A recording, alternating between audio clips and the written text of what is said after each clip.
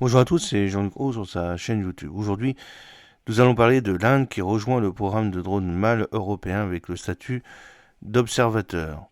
Et oui, l'Inde est maintenant en Europe.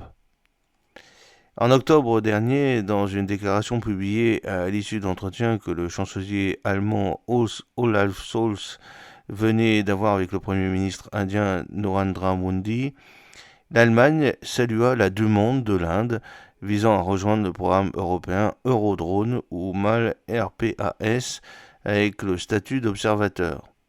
Et cela alors que New Delhi venait de confirmer l'achat de 31 drones MAL moyenne altitude longue endurance MQ-9B Sky Guardian auprès du constructeur américain General Atomics.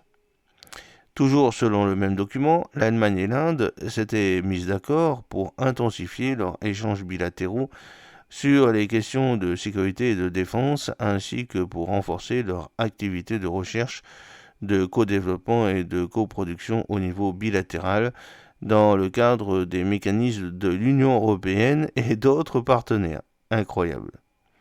Proposé en 2013 par Airbus Defence and Space, Dassault Aviation et Leonardo, le projet Eurodrone a mis du temps à décoller, c'est le moins qu'on puisse dire. Les 4 pays clients, la France, l'Allemagne, l'Italie et l'Espagne, ayant eu de la peine à trouver un accord avec les industriels, notamment au sujet des coûts. Aussi, il aura fallu attendre février 2022 pour que l'Organisation conjointe de coopération en matière d'armement, l'OCAR, notifie le contrat MAL RPAS Stage 2 à la filiale allemande d'Airbus Defence and Space, celle-ci devant en assurer la maîtrise d'œuvre avec Dassault Aviation et Leonardo pour principaux sous-traitants. Quoi qu'il en soit, la demande exprimée par New Delhi a rapidement été instruite. En effet, le 21 janvier 2025, l'OCAR a fait savoir qu'elle venait d'accorder à l'Inde le statut d'observateur au sein du programme Eurodrone. Une lettre d'approbation LOA avait été remise à Ajit Group, l'ambassadeur de l'Inde en Allemagne. Ainsi, l'Inde est devenue le deuxième pays à rejoindre ce programme en tant qu'observateur, le Japon l'ayant devancé en décembre 2023. Alors que son développement progresse régulièrement, l'Eurodrone continue de susciter de l'intérêt croissant en Europe et dans le monde, a commenté l'OCAR. Si, en reprenant la même formule qu'elle avait été utilisée pour le Japon, elle a exprimé son espoir que cette première étape puisse conduire à une coopération longue, fructueuse et mutuellement bénéfique.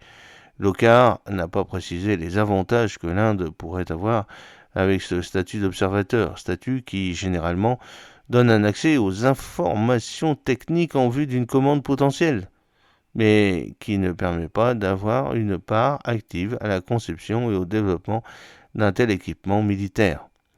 Le programme Eurodrone a franchi avec plusieurs mois de retard l'étape de l'examen de conception préliminaire, PDR, Preliminary Design Review, en mai dernier, et actuellement la revue critique de conception, le CDR, Critical Design Review, est encore en cours.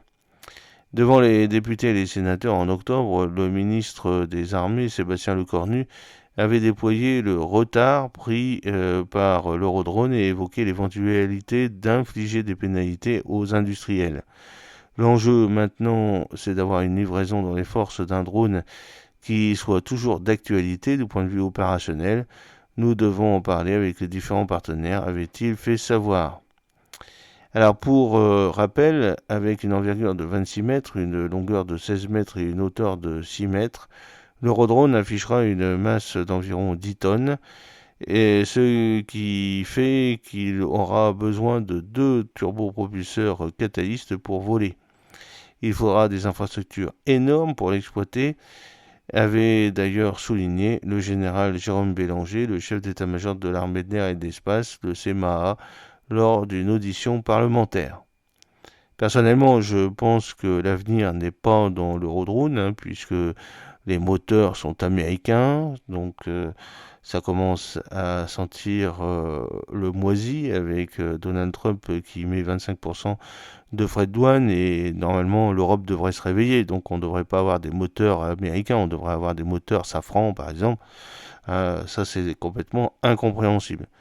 Alors l'avenir est plutôt dans le drone de Turgis et Gaillard, je pense, puisque des gros drones comme ça sont quand même sujets, les drones mâles de type Eurodrone sont surtout sujets à une facilité pour la destruction. Voilà, puisque avec les missiles des boucliers comme le dôme de fer ou bien des systèmes comme le Patriot ou les missiles Aster, il est facile de détruire un type de drone Eurodrone. Donc pour moi, ce Eurodrone est totalement dépassé et on devrait arrêter les frais dès à présent de ne pas le construire.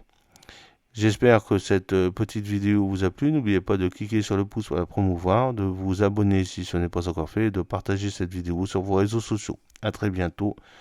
Fidèlement, Jean-Luc Gros.